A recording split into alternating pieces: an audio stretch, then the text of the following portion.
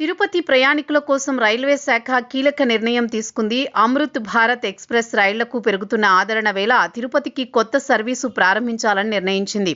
ఇప్పటికే తిరుపతికి అమృత్ భారత్ ఎక్స్ప్రెస్ రైళ్ల కోసం తెలుగు రాష్ట్రాలకు చెందిన ఎంపీలు రైల్వే శాఖకు పలు వినతులు అందించారు. విశాఖ నుంచి తిరుపతికి వందే భారత్ స్లీపర్ పట్టాలెక్కించేందుకు కసరత్తు జరుగుతోంది. త్వరలో ఈ రెండు రైళ్లపైన అధికారికంగా ప్రకటన చేసేందుకు సమాయత్తమవుతున్నారు.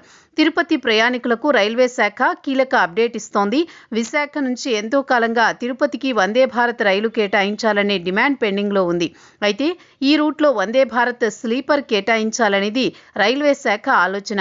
ఇప్పుడు రెండో విడత వందే భారత్ స్లీపర్ రైళ్ల కేటాయింపులో విశాఖ నుంచి వందే భారత్ స్లీపర్ విశాఖ, తిరుపతి మధ్య ప్రారంభించేందుకు నిర్ణయం తీసుకున్నారు.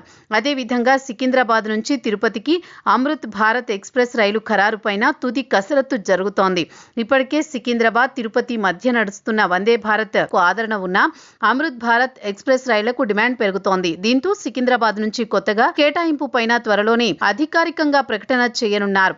అమృత్ భారత్ ఎక్స్ప్రెస్ రైళ్లకు ప్రయాణికులు బ్రహ్మరథం పడుతున్నారు. దూర ప్రాంతాలకు వెళ్లే ప్రయాణికుల కోసం తక్కువ ఛార్జీతో వందే భారత్ తరహా సౌకర్యాలు చేరువ చేసే లక్ష్యంతో రైల్వే శాఖ కొత్తగా పలు అమృత్ భారత్ రైళ్లను ప్రవేశపెట్టింది.